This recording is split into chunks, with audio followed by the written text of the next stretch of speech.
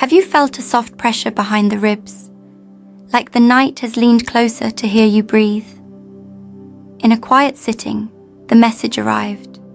The Pleiadians are ready to speak about timing, though not like a calendar on the wall.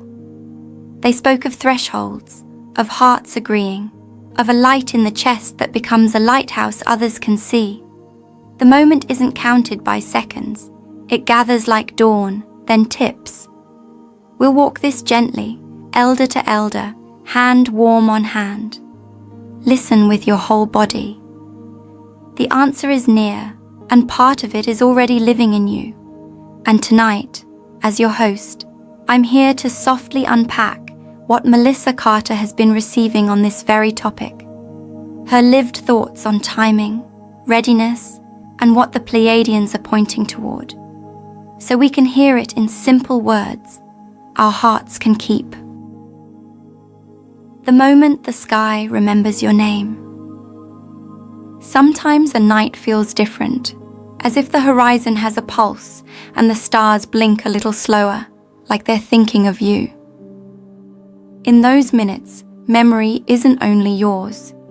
It belongs to the sky too, and it rolls back a veil just enough to let recognition through. You don't hear a trumpet, you feel a click inside, a lock turning with no key in your hand. A small warmth moves up the spine, not dramatic, but true. That is the first hint of timing, recognition before arrival. As Melissa Carter likes to say, the door within the door opens from both sides at once. Your story and the world's story have been traveling in parallel for years, waving across a distance you could not measure. On that night, the distance shrinks, as if two old trains finally share the same track. You'll notice ordinary things becoming unusually gentle. The kettle singing a tone that feels familiar, the streetlight pausing before it flickers. Meaning thickens in the room, like air before rain. This is not superstition. It's a nervous system reading a change in pattern, the way birds sense weather. You are not imagining. You are remembering how to listen with bone and breath. People ask, will the ship simply appear? I was shown a quieter sequence. First, the earth under your feet steadies your steps, then sound becomes crisp, then the chest loosens like a window unlatched. It's simple, but it rearranges the day. You speak more slowly, you choose kinder words, you tidy the corner you've been ignoring. This is not random. An arrival worth keeping needs a place to land, even in the soul. The sky remembers you when you start remembering the sky, practically, humbly, in dishes washed and promises kept. There may be a moment of doubt. Always there is. The mind tries to inspect what the heart already recognizes and says, prove it. That's fair. So notice your body's vote. The shoulders drop, the breath deepens, the jaw unclenches. Truth loosens what is tight. Fantasy usually speeds you up. Reality often slows you into clarity. Time itself feels kinder, like it's not chasing you. When that starts, you're in the doorway of it. The calendar won't show it, but the ribcage will. You might catch a small synchronicity, nothing flashy. A stranger uses a phrase your grandmother said. A number repeats on the clock. A song from childhood finds you in a shop you rarely visit. These are crumbs on a path, not the feast. Smile at them, don't worship them. Their purpose is to remind you that threads are being woven on both sides of the curtain. The weaving is the message and the comfort both. Pleiadian timing, chosen by hearts, not clocks. I was told that clocks are wonderful servants and terrible bosses. They count slices of time, but cannot measure ripeness. Hearts do that. When enough hearts lean toward kindness at once, something invisible gets permission to become visible. That's the timing. Not a date circled in ink, but a field maturing, like wheat turning from green to gold. You've seen this in smaller ways. How a family heals when two people finally put down their pride. Scale that up, and you see why arrival is a choir note, not a stopwatch click. Think of all the mornings you almost changed your life and then didn't. No shame in that. Muscles learn slowly. Each near change still counted. It taught your nervous system that new is survivable. Now we're reaching a collective almost, becoming an all right then. You'll feel it as small bravery in ordinary places. Apologies offered, old grudges trimmed, the news turned off a little earlier to let your chest breathe. Hearts synchronize, not because someone orders them to, but because they're tired of being out of tune. There's an old truth here. Frequency is not a theory. It's a behavior. Call it love if you like, but make it practical. Gentle speech, honest money, steady boundaries, laughter that doesn't wound. These are not trinkets of goodness. They are power lines. When they connect home to home, street to street, the grid lights up and arrivals have somewhere safe to dock. Imagine ships approaching a dark coastline. What do they look for? Lighthouses. That's you, with your small, durable kindness.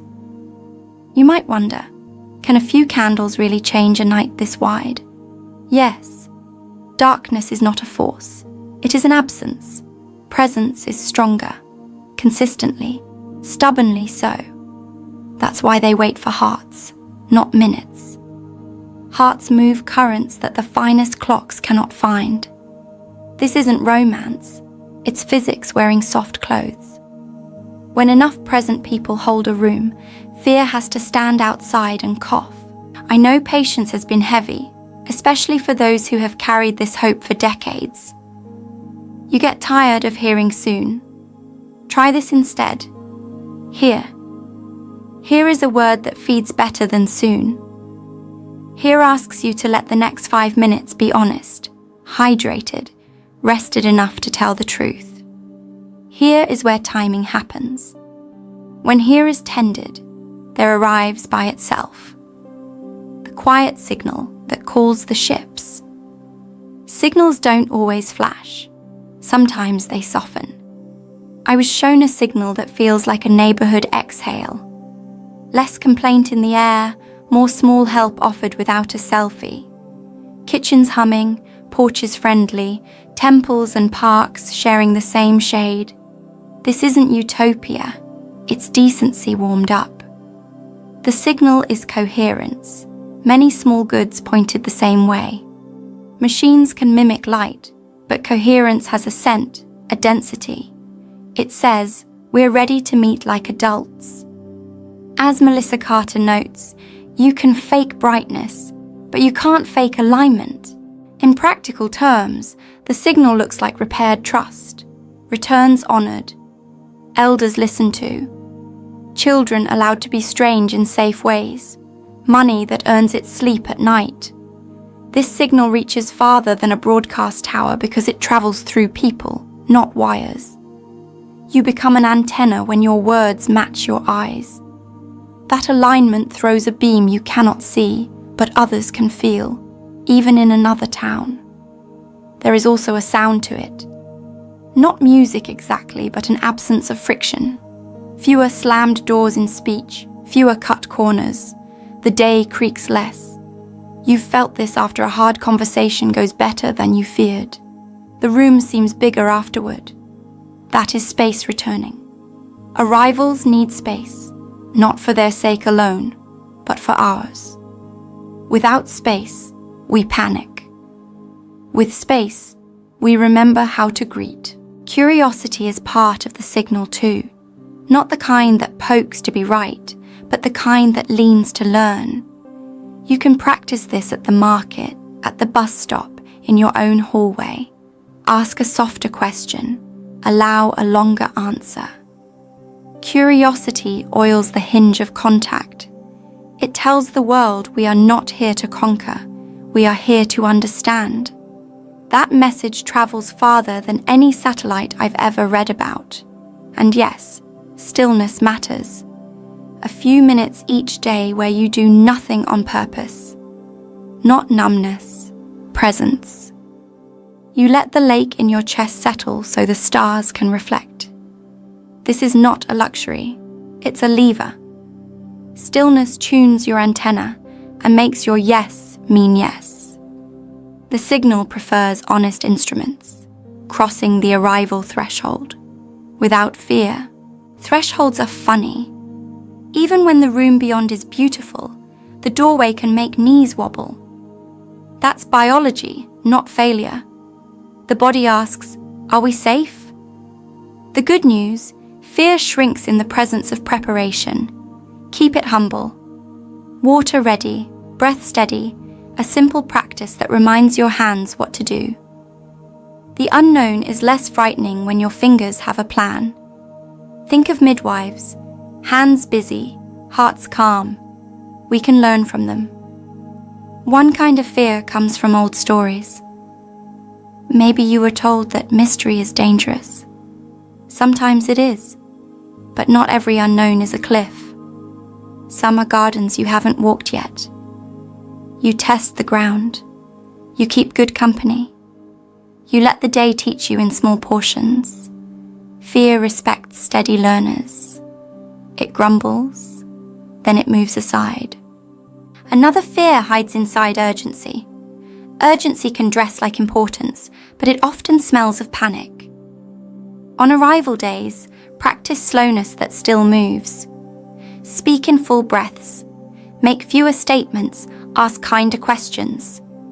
Urgency loses power when you refuse to sprint. The threshold is not a finish line. It's a handshake you do with both feet on the floor. You may also notice fear that isn't yours. Collective weather blows through nervous systems. When the air fills with other people's tremble, touch a door frame, a tree trunk, your own forearm. Anchor to something that cannot run. Say out loud, even clumsily, this is my breath. My body knows home. Words like that are sandbags against a brief flood. They don't need to be poetic. They need to be honest. Let tenderness lead. I don't mean tenderness that avoids truth. I mean the kind that can hold it without shaking the cup. Offer tea to your fear.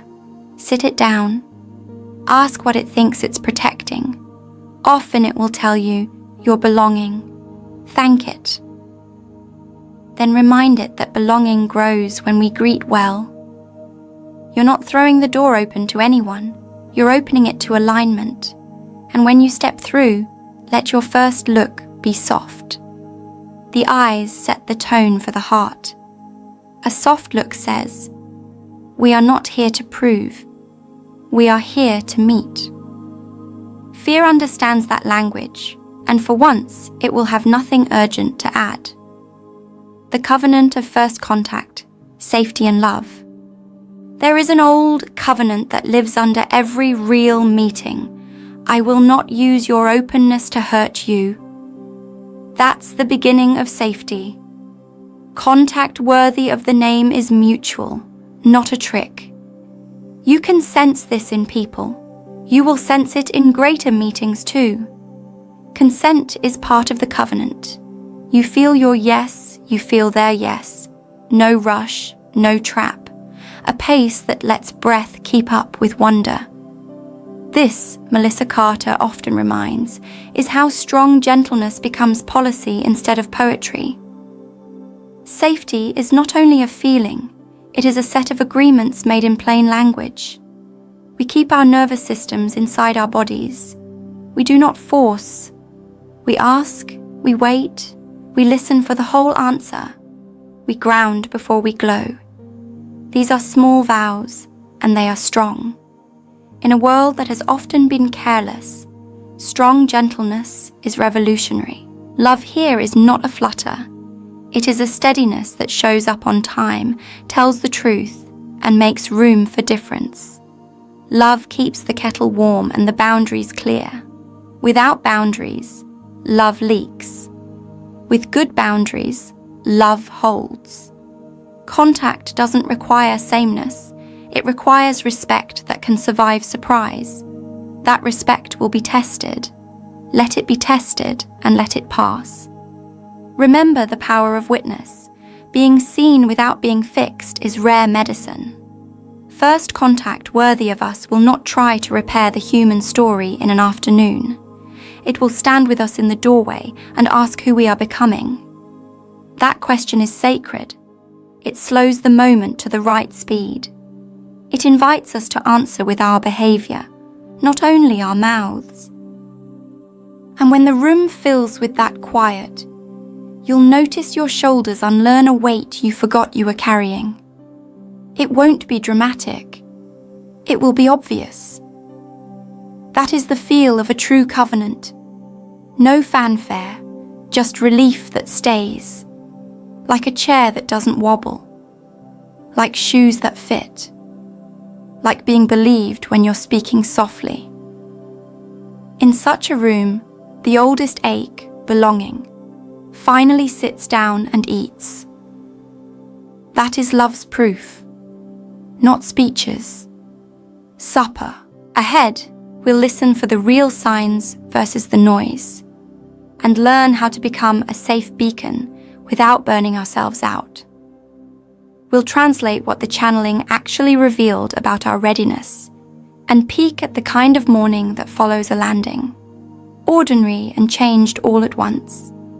We'll also test our discernment, because false lights love a hungry night. And before we close, we'll name a simple role you can play in the welcome, even on a quiet street with nothing but a teacup and a steady breath. The path widens from here, and it's gentle underfoot. When humanity breathes together, doors open. There's a rhythm the world recognizes before any arrival, a shared breath that loosens the day's tight edges. You felt it in small circles, a family at a table, a choir before the first note, neighbors watching the same sunrise. The breath matches, and the room becomes wiser than any one person inside it. That is not sentiment. It's biology cooperating with spirit. When we breathe together, cortisol settles, listening increases, and the field around us organizes like iron filings to a magnet. Doors prefer to swing on quiet hinges. A shared exhale is the oil. To practice this, make breathing practical and unfancy. 5 slow counts in, 5 slow counts out, a soft pause like a comma, not a wall. Do it while the kettle warms, while the bus pulls up, while the light turns green. Let breath become a habit that life can count on. I've seen arguments turn to clarity when 2 chests remembered they were not enemies. Breathing together isn't theatre. It's a kind of treaty the body understands faster than the mind. In gatherings, the first breath belongs to safety. It tells the nervous system, you are not alone in here. Shoulders shift, jaws release, eyes stop scanning for exits. Then the second breath belongs to honesty. Words come out closer to what the heart intended, not what fear rehearsed. The third breath, that's where timing begins to hum. Once a room agrees to be present, invitations from beyond have somewhere gentle to land. Of course, some days feel too crowded with worry to match anyone's rhythm. That is normal. On those days, lend your breath to the room like a quiet metronome. No speeches. Your steadiness is heard without sound. People catch rhythms the way they catch yawns. It's one of the kindest contagions we have available. Use it on purpose. Imagine a city doing this for 2 minutes before work. What machinery would grind less? What tempers would cool sooner? There's a humility to breathing together that keeps us from pretending we are in charge of the sky. We're not summoning anything. We're readying ourselves to notice. That's a relief. Arrival isn't a performance to nail. It's a hospitality to offer. Inhale. Offer space. Exhale. Keep it open. Repeat until the day remembers. And if you need a measure of whether it's working, listen to the room right after the shared exhale. You'll hear a softer kind of silence. kind that means chairs are sturdy, tea is hot, and wonder is allowed to sit down without being interrogated. Reading the night, true signs versus noise. Nights are generous with signals, but not all of them are invitations. Some are simply weather, electrical, emotional, cultural. The trick is knowing the difference between a message and a mirage. True signs arrive with quiet coherence. They don't demand your adrenaline. They tilt you toward kindness, practicality, and a calm yes. Noise, on the other hand, tends to spike urgency, inflate ego, or collapse your center. If a sign makes you sprint, shout, or shop before you breathe, treat it like static. A simple guide from Melissa Carter. If it's true, it will make room inside your chest. If it's hype, it will crowd you. One good test is the body's aftertaste. A true sign leaves you clearer, even if it brings big news. You drink water more easily, your shoulders sit lower, you clean a corner of the room you've ignored.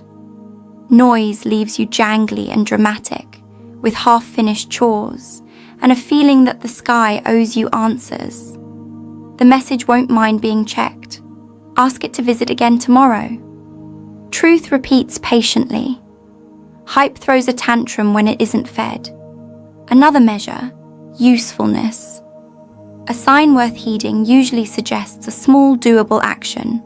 Call your sister, take a walk at 4 p.m, bring a notebook to the park. Mirages suggest grandiosity. Post a manifesto, convert your friends, buy 15 crystals and sleep outside. I love crystals. I also love rent paid on time. The night respects grounded people. It leans toward them because grounded feet make steady light. Discernment also means learning your personal pattern of wishful thinking. We all have one. Maybe you tend to interpret every flicker as cosmic endorsement, or maybe you dismiss everything and then feel lonely. Keep a simple log for a month. Jot the sign, your interpretation, the feeling, and what happened after. Patterns reveal themselves the way a photograph develops in a tray. You'll start trusting what has earned trust.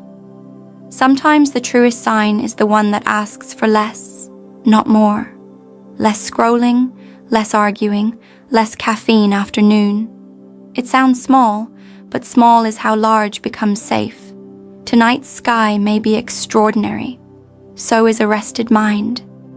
Rested minds notice miracles without trying to own them. And on the rare night when a sign is both gentle and unmistakable, don't advertise it. Let it move through your behavior like light through glass. The real ones don't need posters. They need guardians who can keep their hands open. The lighthouse within, becoming a safe beacon. A lighthouse doesn't chase ships. It tends its flame and lets the sea do the rest. That is our model. Becoming a beacon is less about shining at people and more about shining steadily where you are. The beam is made of habits, clean truth, patient listening, boundaries that are firm without cruelty. The light brightens when our private behavior matches our public voice. Hypocrisy scatters light like fog. Integrity sends it far. Start with the room you wake in. Tidy one surface. Keep an altar if that speaks to you, or simply a clear corner with a chair that feels like a promise you keep. Drink water before news. Put your feet on the floor like you mean to be kind to it. These tiny fidelities stack into brightness. Ships notice coastlines where the small things are well kept. Safety is the second flame. People can feel whether your light burns hot with self-importance or warm with welcome. Safety shows up in how you handle disagreement, how you return after a mistake, how you honor a no. It's quiet work, and it travels. The world is crowded with clever. It is starving for safe. Be deliciously ordinary about it. Ordinary safety is a feast. There's also the matter of wattage. Trying to glow at full power all day only leads to burnout and resentment. Lighthouses have rhythms: bright, rotate, rest, repeat. Give yourself night windows where the flame is a candle.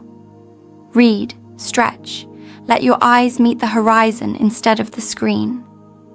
A tired beacon throws jittery light. A rested one draws help from long distances. Community multiplies radiance. When 3 beacons line a bay, storms lose some of their teeth. Find 2 people who care about steadiness more than sparkle. Trade encouragement, not performance. Agree to call each other back to simple promises. Sleep, honest money, gentle speech. This is not glamorous. It is how coastlines become trustworthy. And over time, your light will change shape. It might narrow into focus, or widen into hospitality, or deepen into a frequency that calms rooms you haven't entered. Don't chase the change. Let it be the natural evolution of a life that prefers truth. Ships will find you. They always do. From the channeling, what they revealed about our readiness. In the sitting that started this whole conversation, the message about readiness was surprisingly humble. Not grand prophecies, not a parade. A list of human competencies we're close to mastering. Keeping promises without drama.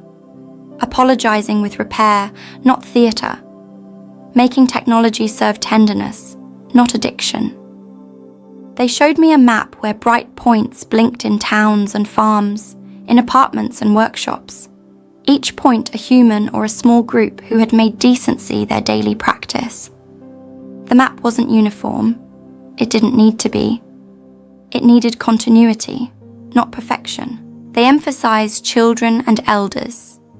How societies treat both is a speedometer of readiness. When we safeguard curiosity and memory at the same time, wisdom cycles rather than leaks. I felt a quiet permission in that, like we don't have to fix everything to be ready. We have to love the bookends of life well. School halls that make room for difference. Porches where elders tell the same story twice and someone still smiles. This is not quaint, it's infrastructure for contact. Another theme was transparency. Not oversharing, honest sharing. Systems that can admit error without collapse. Leaders who know the weight of being seen and still prefer daylight. The message said arrivals prefer clear glass to stained glass. Not a judgment on faith. A preference for windows you can see through when it's raining. Readiness isn't about having perfect leaders. It's about building cultures where truth has fewer places to hide and more places to heal. They also spoke of grief, not as a blockage, but as proof that we have loved. Cultures that honor grief without drowning in it move energy that otherwise stagnates. When grief is welcome at the table, joy doesn't have to shout to be heard. That balance, sorrow and laughter sharing a bowl, marks a people who can greet the unfamiliar without breaking. Readiness looks like chairs that make space for both. And this startled me. They care about our humor. Not sarcasm that bites, but the kind that lets a hard day breathe. Communities that can laugh kindly recover faster from shock.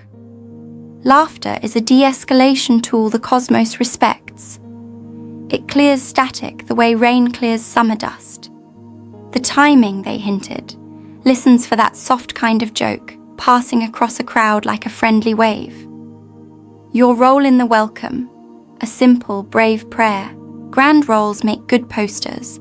Small roles make good history. Your role is likely local and lovely. Keep a clean corner for conversation. Learn 2 names on your street you don't yet know. Stock a little tea, a little fruit, something that says, "You're safe in this kitchen." Say a short blessing for the ones you'll meet. No need for ceremony unless it helps you breathe.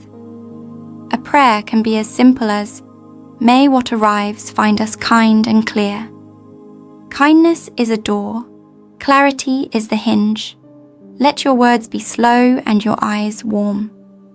In a bright moment, introduce people who need each other more than they need you.